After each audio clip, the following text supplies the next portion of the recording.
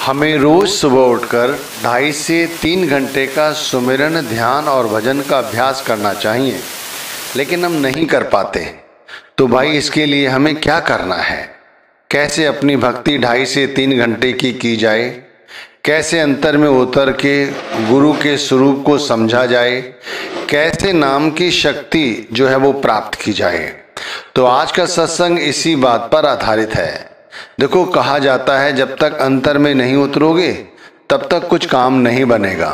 तीसरी पातशाही ने कहा भी है, अंतर नाम निधान है, पूरे सतगुरु दिया दिखाई, सतगुरु तेहर पाइए भाई। भाई सतगुरु ने तो समझा दिया है कि अंतर में नाम जो बसा हुआ है वो ही निधान है। ये पूरे गुरु ने हमें संदेश दिया है और हम अभी उस संदेश को नहीं समझ पाए हैं, तो फिर हमें अपनी भक्ति कैसी करनी है आज ये समझो। देखो, जब भी सुबह उठो सबसे पहले अपने अंदर भाव पैदा करो कि हम नाम भक्ति करना चाहते हैं। नाम भक्ति के लिए पहले गुरु पर विश्वास बनाओ, गुरु पर विश्वास बनाओ, गुरु से प्रेम करो। सुबह उठो और एक आरामदायक साफ सुथरे स्थान पर बैठकर एक आसन लगाओ और फिर बैठो और फिर अपने गुरु की कल्पना करो। आंखें बंद कर ली और अपने गुरु के स्वरूप की कल्पना करो और अपने हृदय में गुरु के स्वरूप को स्थान दो। इसे ऐसे समझो जैसे हम बैठे हैं, अपने आसन लगाया हुआ है, आंखें बंद की हुई हैं। अब कल्पना करो कि ठीक हमारे सामने गुरु का भी आसन लगा हुआ है। अब गुरु का आसन कैसा लगा हुआ है? हमारा तो साधारण सा आसन है। अब कल्पना करनी है तो बहुत अच्छी कल्पना करो कि बहुत सुंदर सा आसन गुरु का बिछाया हुआ है और उस पर गुरु बैठे हुए हैं। आप इस तरह का विचार करें कि हमारे सामने ही आसन बना हुआ है, आरामदायक है, उसमें हर सुख सुविधा है, बहुत सुंदर है। जितना अच्छा सोच सकते हो उतना अच्छा सोचो। इतना सुंदर है जिसका शब्दों द्वारा बयान नहीं कर सकते और उस पर गुरु विराजित हैं। अब गुरु बैठे हुए हैं तो सबसे पहले बंद आंखों से गुरु के स्वरूप की कल्पना करो। भाई गुरु बैठे हुए हैं, सुंदर स्वरूप है उनका, बहुत अच्छा लग रहा है। तो सबसे पहले गुरु की मानसिक आरती करो। यानी हमने थाली है हमारे हाथ में, थाली आभूषणों से जड़ित है, स्वर्ण की है। जितनी अच्छी कल्पना कर सकते हो करो। हमें 2.5 से 3 घंटे तक बैठना है और 2.5 से 3 घंटे के अंदर हमें अपने भाव बढ़ाने हैं, कम नहीं करने हैं। भाव बढ़ते रहेंगे, भक्ति अपने आप अंतर में चलती रहेगी। हमें प्रेम लाना है अपने अंदर। तो हमने हाथ में एक सोने की थाली है, सोने की थाली में सब कुछ है। एक अच्छा सा दिया है, दिया जल रहा है और उसके अंदर सब कुछ रखा हुआ है। सामने गुरु बैठे हुए हैं और हम प्रेम सहित उनकी आरती कर रहे हैं। आरती से पहले जो उसके अंदर रोरी है, उसके अंदर चावल है, उससे उनका तिलक कर रहे हैं।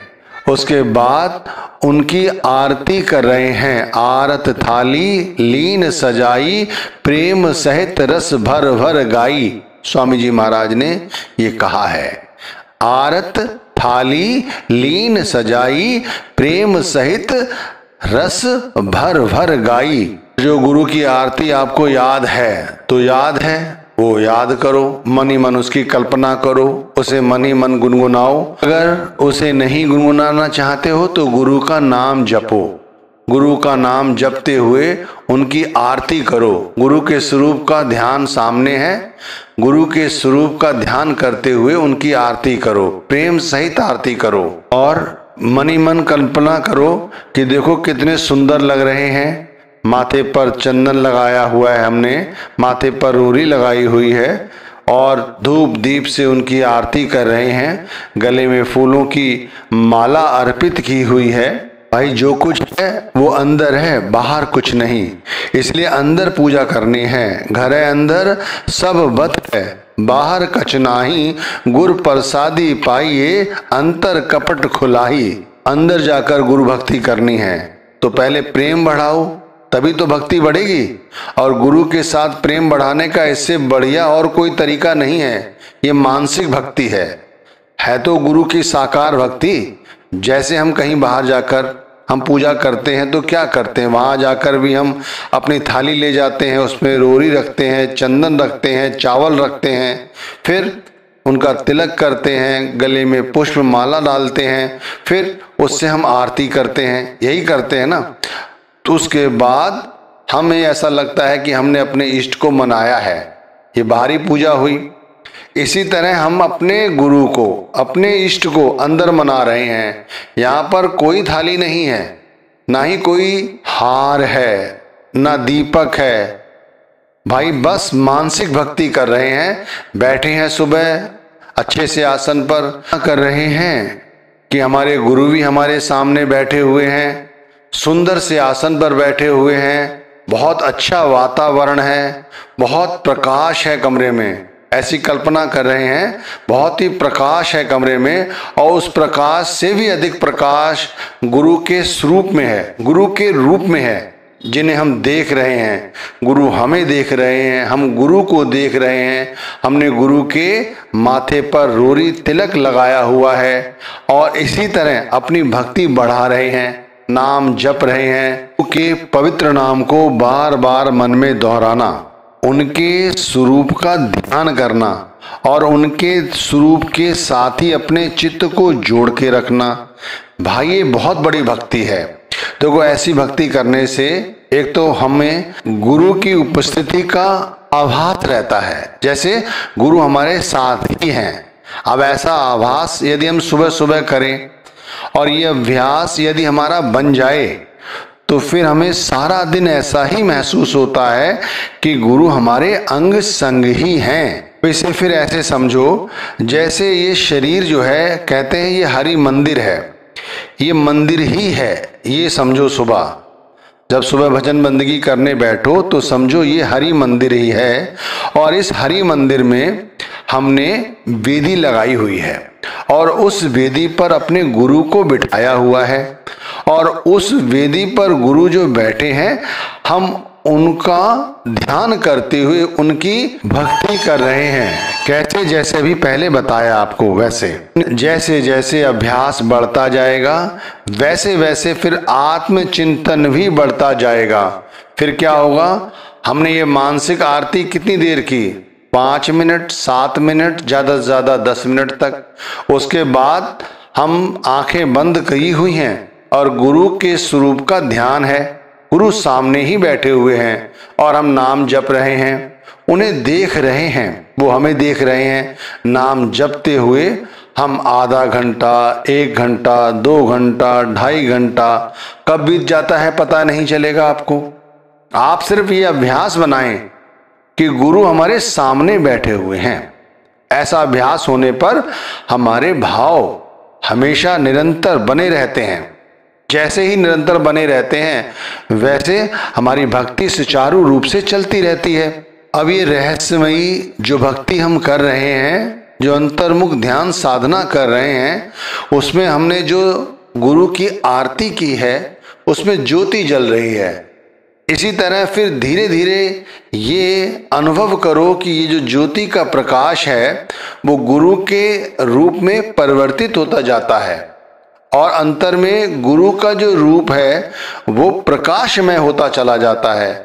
आप अनुभव करें, भक्ति करें, आपको ये एहसास होंगे। कहा गया है ना, दीपक देखा गैब का, बिन बाती बिन तेल। आप समझ रहे हैं, अभ्यास किया होगा पलटू साहिब ने, उनका ध्यान अपने इष्ट के साथ जुड़ गया होगा और हमेशा जुड़ा रहता होगा। तो जब वो ध्यान में बैठे होंगे तो उन्हें यही अनुभव होता है कि वो अपने इष्ट को देखते हुए एक साथ एक ऐसा दीपक, एक ऐसा प्रकाश, एक ऐसी ज्योति देखते होंगे जिसका कोई आधार नहीं है, लेकिन वो जल रही है। वो परम ज्योति, वो प्रकाश, वो वाकई में ईश्वर ही है। जी हमें अनुभव में लाना है अपनी भक्ति द्वारा। अब लोग कहते हैं ये मानसिक भक्ति क्या सही है? ये बिल्कुल सही है। एक दफा अर्जुन और भीम का प्रसंग ध्यान आता है कि अर्जुन ने भीम से कहा कि आप तो किसी की भक्ति नहीं करते। तो भीम ने कहा, मैंने कई बार बताया है कि मैं भगवान शिव की स्तुति करता हूं, उनकी भक्ति करता हूं, लेकिन मैं मानसिक भक्ति करता हूं। वो कहने लगे, कैसे भक्ति करते हो? तो कहते हैं कि मैं सुबह उठकर उनका ध्यान करता हूं और फिर उनका श्रृंगार करता हूं। वो कैसे? कि बहुत सारे कलशों को मैं नदियों से भर कर लाता हूं, फिर उनका जलाभिषेक करता हूं, फिर जलाभिषेक करने के परांत उन पर बेल पत्र चढ़ाता हूं, उनके साथ उनकी धूप दीप से आरती करता हूं और उनका ध्यान करता हूं। इस पर अर्जुन हंस पड़े कि कहीं ऐसा भी होता है। और ठीक थोड़ी देर बाद कुछ लोगों को अर्जुन ने देखा कि भाई वो बड़े बड़े बर्तनों में बेलपत्र लेके जा रहे थे। तो अर्जुन ने पूछा, भाई ये क्या कर रहे हो आप और क्या लेके जा रहे हो? तो वो कहने लगे कि भीम जी भगवान शिव की आराधना करते हैं, तो जो उन पर वो बेल पत्थर चढ़ाते हैं ना, हम उन्हीं को लेकर जा रहे हैं, यानी उस मंदिर को साफ कर रहे हैं। तो अर्जुन समझ गया कि वाकई में मानसिक भक्ति कोई चीज है। तो इसीलिए हम आपको समझा रहे हैं कि भाई 2.5 से 3 घंटे भक्ति कर पाना सहज नहीं है, वो भी बगैर किसी आधार के। भाई इसीलिए गुरु के स्वरूप का आधार बनाकर नाम भक्ति करो। एक कथा और भी प्रचलित है कि एक भक्त अपने भगवान की इसी तरह भक्ति किया करता था और वो शुद्ध घी से स्वादिष्ट मीठे मीठे चावल बनाया करता था। पहले वो मानसिक भक्ति करता, उनकी आरती करता, उनकी रोरी चंदन के साथ अभिषेक करता, गले में पुष्प माला डालता, फिर इस तरह के मीठे चावल बनाता और फिर उस मीठे चावलों से उनको भोग कराता था। एक दिन जब भोग लगाने का समय आया तो उसे ऐसा लगा कि जैसे चावल गर्म है। उन्होंने उन गर्म चावल को छूकर एहसास में लिया, क्या मैं छूकर देखूं कि ये गर्म है या नहीं? बैठा हुआ है ध्यान में, लेकिन उसने उसी कल्पना में उन चावलों को छुआ तो उसे एहसास हुआ कि वाकई में ये चावल गर्म है। और जब उनके इष्ट जो कि सब कुछ जान रहे थे, जब उन्हें इस बात का अनुभव हुआ तो वो मुस्कुराने लगे। तो उनसे उनकी पत्नी कहती हैं, भाई आप क्यों मुस्कुरा रहे हैं? तो उन्होंने सारा वृतांत सुनाया। तो कहने का मतलब सिर्फ इतना है कि हमारे भाव पैदा हों, इसलिए कथा सुनाई जा रही है भीम की और इस भक्त की। हमें भी इसी तरह अपने अंदर भाव पैदा करने चाहिए कि जब हम खाना खाने बैठें तो सबसे पहले अपने गुरु का ध्यान करें, उन्हें मानसिक भोग लगाएं। इसी तरह जब अपने गल्ले पर जाकर बैठें, दुकान पर बैठें, तो ऐसा मन में विचार करें कि ये दुकान, ये गल्ला परमात्मा का है, मेरे गुरु का है।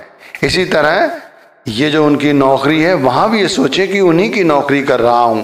इससे क्या है, अहम भाव नहीं आता और ध्यान बना रहता है कि ये परमात्मा का है, अहंकार नहीं आता। क्योंकि अहंकार जब आता है जब हमारा मोह बनता है, मोह बनने पर क्रोध आता है, क्रोध आने पर विवेक नष्ट होता है और विवेक नष्ट होने पर हम अहंकार करते हैं। भाई इसीलिए देखो सभी से ये विनती की जा रही है कि जितना अधिक हो सके ये अभ्यास करो कि गुरु हमें हमारे अंग संग दिखाई दें। और इसके लिए सबसे सहज भक्ति है ये कि मानसिक पूजा करना। जो हम सुबह उठकर नाम की भजन बंदगी करते हैं, ये मानसिक भक्ति ही है।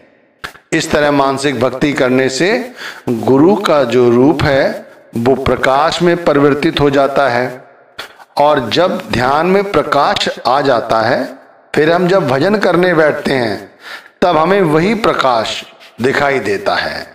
फिर वही प्रकाश शब्द धुन का रूप ले लेता है, जिसे शब्द धुन कहते हैं। जैसे जैसे शब्द का प्रकाश और शब्द धुन सुनते हैं, शब्द का प्रकाश देखते हैं, वैसे वैसे संसार की माया से दूर होते चले जाते हैं, यानी आसक्तियों से दूर होते चले जाते हैं। लेकिन इसके लिए है क्या? अंतर ज्योत निरंतर वाणी साचे साहिब सिंह लिवलाई, यानी जो अपने अंतर में जाकर परमात्मा की भक्ति करता है, शब्द की भक्ति करता है,